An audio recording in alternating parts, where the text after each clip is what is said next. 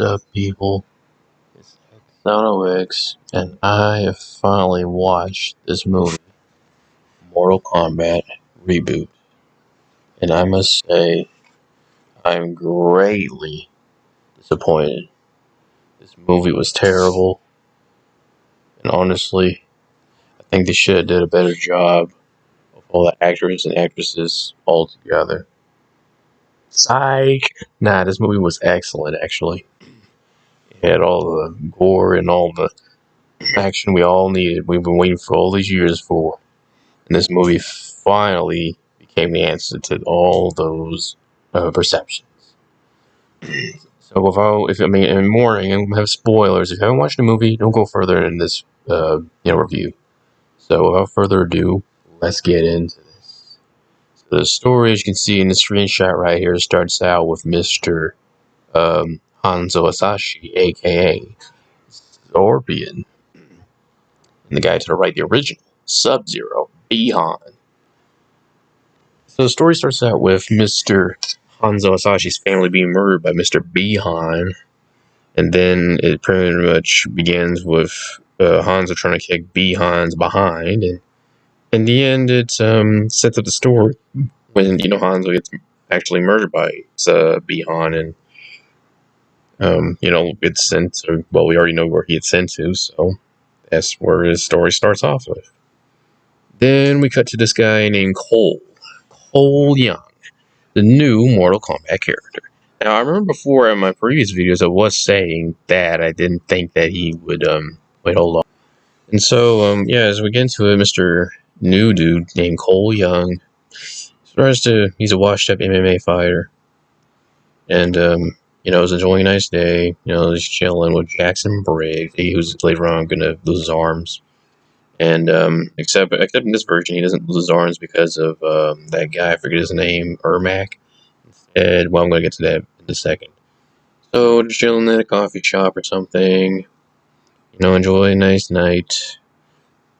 Peaceful, dull evening, of course. And then suddenly, Sub-Zero shows up and causes it to rain ice or hail. Because ice balled up or whatever, sort of.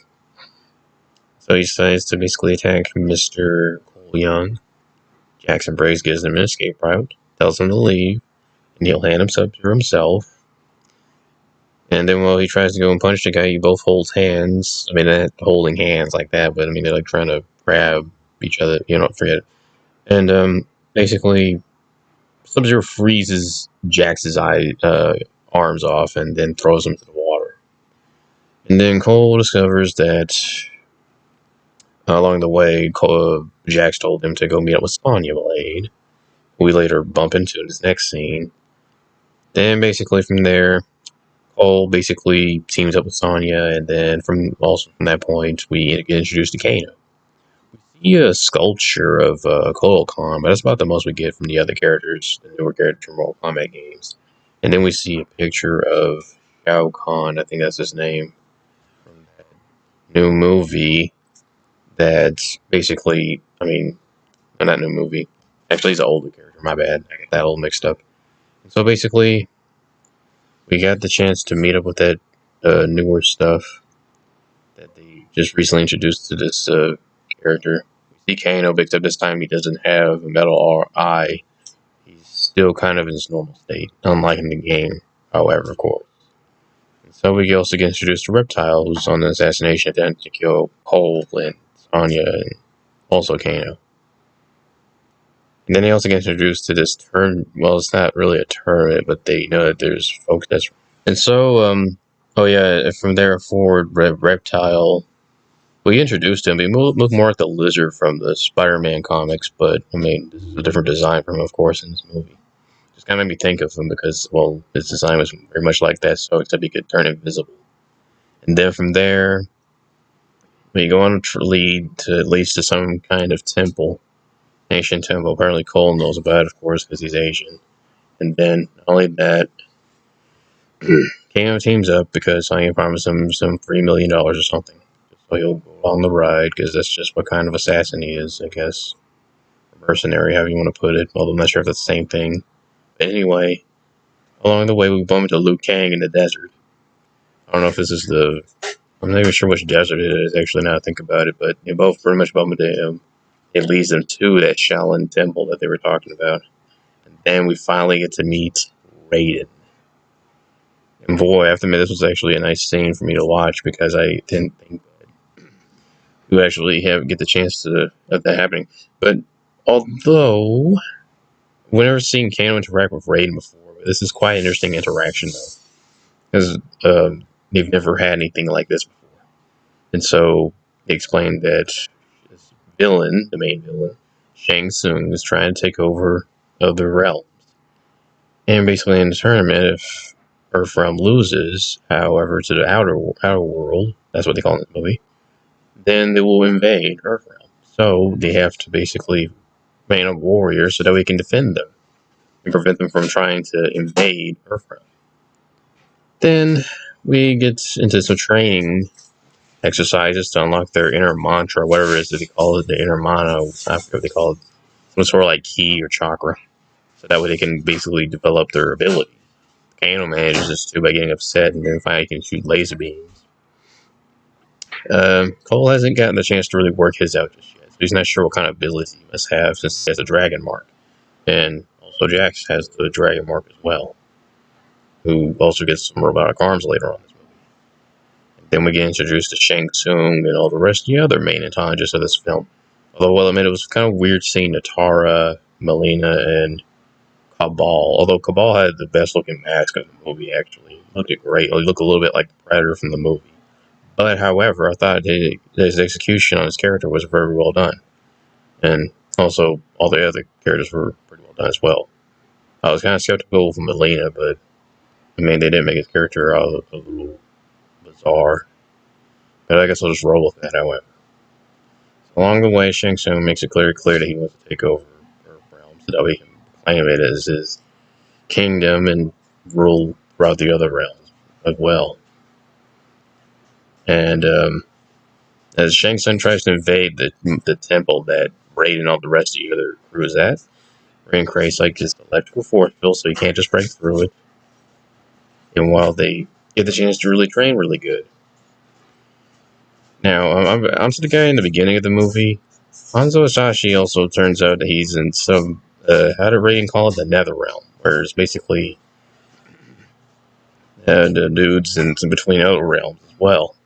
And then he basically is the father of Cole Young, because after Raiden died, all that's left was his kid, and Raiden pretty much saved him. And this is how Cole discovers who he actually really is. We also get introduced to Goro as well. It's kind of weird seeing him on screen again after so many years. And from there on, we get a chance to introduce ourselves to Cole's family. He's got a daughter, and I wonder if he'll be included in the new games. Who knows? He may or may not be included in the new games, but we'll see about that. We already got new Mortal Kombat characters. They did not appear in this film, although Kotal Khan just appeared in the picture, but that's about the most we get out of that, so I mean, that's as close as we get. So, without further ado, we have the classical clash of heroes versus villains. Oh yeah, I forgot we got introduced to Kung Lao. We lose Kung Lao, unfortunately, to Shang Tsung. Liu Kang does his thing by shooting out fire and whatnot. Cole eventually figures out what his inner mantra is, or whatever you call it, and he makes some kind of armor build around his body. Sub-Zero eventually fights Cole. They get into it. His father and son go up against Sub-Zero. And finally we get to that classic scene where he pulls him up from that upper layer, and he finally gets a chance to battle once again. And then in the end, Cole sees his family. Scorpion tells him to carry on his legacy. And with that in mind, all the rest of Shang Tsung's guys are defeated. Shang Tsung claims he'll return again, and at the end of the movie, we see a cover of Johnny Cage. So yeah, that's pretty much the whole entire movie. I must say, it was very well done. I thought the movie was actually very thought through. I feel like they did their homework when they read this film. And I didn't feel like they just rushed into it because they really wanted to please the fans. So they managed to actually make it work out. I have no doubt there will be a sequel eventually. But I must say, they really did their homework, and hopefully they'll be able to give us the same kind of execution they did with this film. Since they managed to actually give us what we were looking for after all these years. Because I'm pretty sure a long time people were like, well, when is there going to be a next Kombat movie? Or when are they going to make a next movie of this? And because, I mean, I will admit, the whole entire franchise they have interesting concepts, but it's just never been really used in such a long time. And it's good to see that they actually managed to land a chance to introduce us to these concepts. I always wanted to see that because I thought that was interesting. So now finally we get that on screen what we were looking for after all these years. So that's my review of this movie. So like, subscribe, and see you guys later. Peace.